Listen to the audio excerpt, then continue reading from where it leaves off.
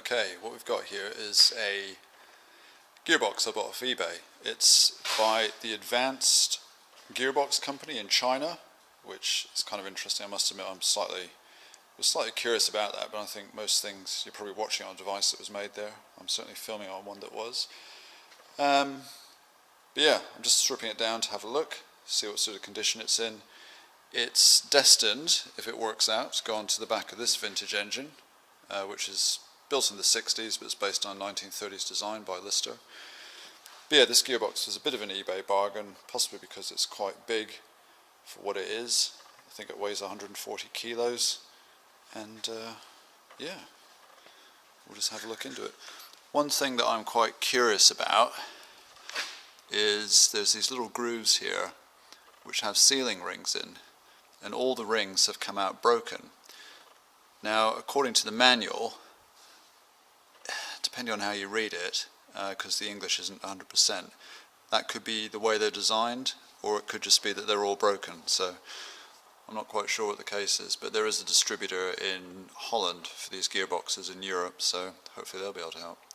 Anyway, I'm going to take the input shaft out and the transmission shaft, and then just check all the clutch plates and see whether they're worn or not. So yeah, I'll do that in a bit.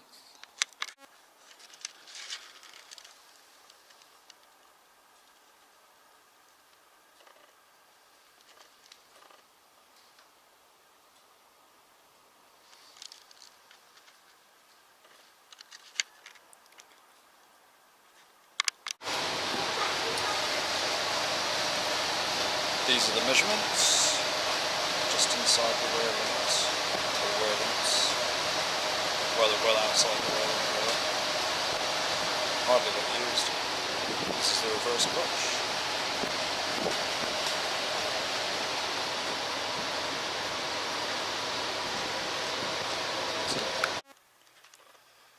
Okay, here's the gearbox, partially reassembled.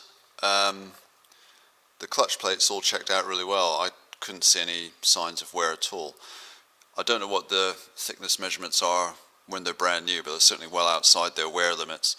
Didn't check them for warping because they look so unburnt and there's no signs of overheating.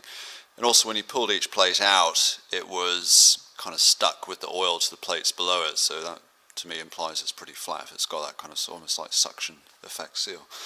So yeah, the more I look at this gearbox, the more I quite like it. There's some nice little features like these little nodule things there, which you can use with a spanner just to gently ease the cover away. There's another one there. They seem to sort of dotted them around. I don't know if that's what they're for, but they're quite useful. This coupling for the tail shaft going out the propeller's got this little cutaway in it, which allows the clutch pack to come out when you turn it around. So yeah, it's pretty good.